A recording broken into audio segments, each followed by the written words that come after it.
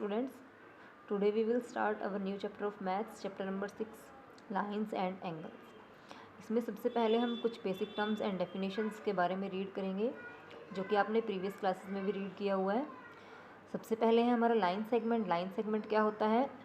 A part of line with two end points. Line का वो part जिसके है टू एंड पॉइंट्स होते हैं उसे हम क्या कहते हैं? लाइन सेगमेंट कहते हैं। लाइन सेगमेंट को इस तरह से रिप्रेजेंट किया जाता है, ए और बी 2 पॉइंट्स हैं, उनको हम ज्वाइन करेंगे तो ज्वाइन करने से जो लाइन बनेगी वो क्या होगी? हमारी लाइन सेगमेंट। इस तरह से हम उसको डिनोट करेंगे। और जो ये ए बी है वो किसको रिप्रेजेंट करेगी? उसकी लेंथ को, उस लाइन सेगमेंट की लेंथ को रिप्रेजेंट करेगी। रे क्या होती है? जिस लाइन का वन एंड पॉइंट होता है वो क्या कहलाती है? रे कहलाती है। रे को हम इस तरह से रिप्रेजेंट करेंगे, इसका एक पॉइंट फिक्स होता है, दूसरा पॉइंट फिक्स नहीं होता, तो इसलिए हम एक साइड जो है इसको एरो, एक साइड जो है इसको एरो से रिप्रेजेंट करेंगे।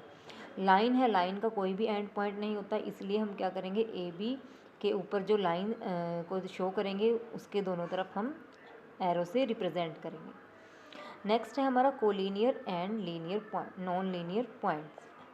कोलिनियर पॉइंट्स कौन से होते हैं? अगर 3 या 3 से ज़्यादा पॉइंट सेम लाइन पर लाई करते हैं वो क्या कहलाते हैं? कोलिनियर पॉइंट्स कहलाते हैं। अगर वो एक ही लाइन पर लाई नहीं करते हैं तो उन्हें क्या कहेंगे? नॉन कोलिनियर पॉइंट्स कहेंगे। नेक्स्ट है हमारा एंगल। एंगल कैसे बनता है? जब two rays originate from the same end point. जो दो रे हैं सेम एंड पॉइंट से निकलती हैं, ये है हमारा एंड पॉइंट और यहाँ से दो रे निकल रही है तो ये, इसे हम क्या कहेंगे? एंगल कहेंगे। ये जो है इनका वर्टेक्स होगा एंगल का, और क्या है? ये जो है दो आर्म्स होंगी। एंगल्स के बारे में भी आपने रीड किया हुआ है प्रीवियस क्लासेस में। Acute angle, right angle, obtuse, straight and reflex angle. Acute angle कितने से कितने के बीच का होता है? 0 से 90 डिग्री का, यानी कि 90 से कम का एक्यूट एंगल। 90 डिग्री को हम क्या कहते हैं? 90 डिग्री के एंगल को राइट एंगल। 90 से ज़्यादा वाले एंगल को क्या कहते हैं? Obtuse angle. 180 डिग्री का होता है हमारा स्ट्रेट एंगल, ये जो लीनियर है, लाइन है, स्ट्रेट लाइन। और रिफ्लेक्स एंगल कितने से कितने का होगा? 180 से 360 के बीच का एंगल जो होगा हमारा रिफ्लेक्स एंगल होगा।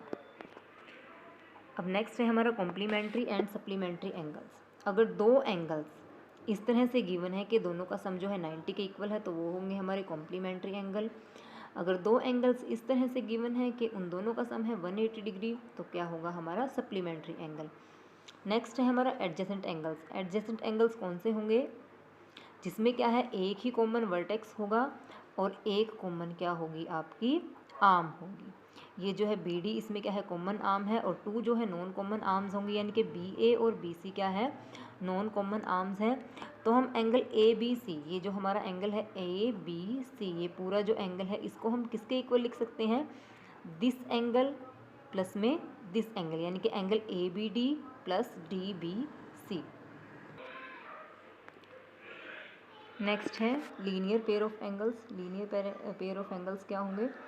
अगर दो नॉन कॉमन जो आर्म्स हैं B A and B C, वो क्या है? एक लाइन बनाती है मिलकर, तो ये जो एंगल होंगे लीनियर पेयर ऑफ एंगल्स होंगे, और इन दोनों का सम किसके इक्वल होगा? हमारा 180 के इक्वल होगा। नेक्स्ट है हमारा वर्टिकली अपोजिट एंगल। अगर दो lines A B and C D एक दूसरे को ओ पॉइंट पर इंटरसेक्ट करती हैं तो ये एंगल इसका अपोजिट होगा, इक्वल एंड अपोजिट होगा ये एंगल, और ये एंगल ये भी क्या होंगे? वर्टिकली अपोजिट एंगल्स होंगे। ये दोनों क्या होंगे? इक्वल।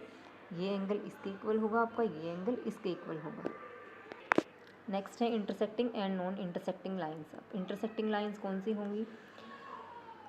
वो लाइंस जो क्या है? एक दूसरे को एक पॉइंट पर इंटरसेक्ट करें, वो क्या होंगी? हमारी इंटरसेक्टिंग लाइंस। फिगर में आप देख रहे हो पी क्या और आर एस क्या है? इंटरसेक्टिंग लाइंस हैं जो एक पॉइंट पर इंटरसेक्ट कर रही है। दूसरी होगी हमारी non intersecting lines. Non intersecting lines को हम पैरेलल लाइंस भी कह सकते हैं। अगर दो लाइंस ऐसे गिवन है कि उन दोनों का बीच का जो डिफरेंस है, जो डिस्टेंस है, कहीं से भी आप मेज़र करोगे तो इक्वल ही आएगा, वो क्या होंगी? हमारी नॉन इंटरसेक्टिंग या पैरेलल लाइंस होंगी। अब थ्योरम 6.1 में क्या है, if two lines intersect each other then the vertically opposite angles are equal. अगर क्या है, दो लाइंस आपस में इंटरसेक्ट कर रही हैं एक दूसरे को, तो वर्टिकली अपोजिट एंगल्स जो है वो इक्वल होते हैं, हमें प्रूव करना है। सबसे पहले गिवन में लिखेंगे ए बी और सी डी क्या है, टू लाइंस हैं जो ओ पॉइंट पर इंटरसेक्ट कर रही है। टू प्रूव में आप लिखोगे आपने जो भी आप प्रूव करना है। अब मैंने क्या किया है, ए बी और सी डी लाइन ली है, A B and C D, ये क्या कर रही है, ओ पॉइंट पर इंटरसेक्ट कर रही है। तो हमें प्रूव क्या करना है, ये वाला एंगल जो है इसके इक्वल है, यानी कि एंगल ए ओ सी और बी ओ डी इक्वल है। और साथ में हमें क्या प्रूव करना है, एंगल ए ओ डी और सी ओ बी भी क्या है, इक्वल है, या बी ओ सी इक्वल है। तो प्रूफ में क्या करोगे, ray O A stands on line C D, जो ओ ए रे है वो क्या है, सी डी पर लाई कर रही है। तो लीनियर पेयर से क्या करेंगे, ये वाला जो एंगल है और ये वाला एंगल है, इन दोनों का सम क्या होगा, 180 के इक्वल होगा। तो क्या करेंगे, हम क्या लिखेंगे, reason linear pair of angles. Similarly इसी तरह से हम क्या करेंगे, ए ओ डी जो एंगल है हमारा, ए ओ डी और डी ओ बी, ये दोनों एंगल भी क्या बना रहे हैं, एक लीनियर पेयर बना रहे हैं। ये भी किसके इक्वल होंगे, हमारे 180 के इक्वल होंगे। रीज़न क्या लिखेंगे, सेम वही लीनियर पेयर ऑफ एंगल्स। तो इसको हम इक्वेशन 1 नेम दे देंगे, इसको 2। दोनों को हम कंपेयर करोगे तो दोनों की राइट हैंड साइड क्या है, हमारी इक्वल है, तो लेफ्ट हैंड साइड भी हमारी क्या हो जाएगी, इक्वल हो जाएगी। तो लेफ्ट हैंड साइड यहाँ क्या है, angle A O C plus angle A O B, जो किसके इक्वल है, angle A O D plus में डी ओ बी। तो ए ओ डी दोनों सेम है, यहाँ से इससे ये कैंसिल हो जाएगा। तो ए ओ सी किसके इक्वल है, हमारा डी ओ बी के इक्वल है। सिमिलरली हम क्या प्रूव करेंगे, इसी तरह से कि ए ओ डी जो है, एंगल ए ओ डी किसके इक्वल है, एंगल सी ओ बी के इक्वल है। यही हमने प्रूव करना था, और साथ में हम लिखेंगे हैंस प्रूव्ड।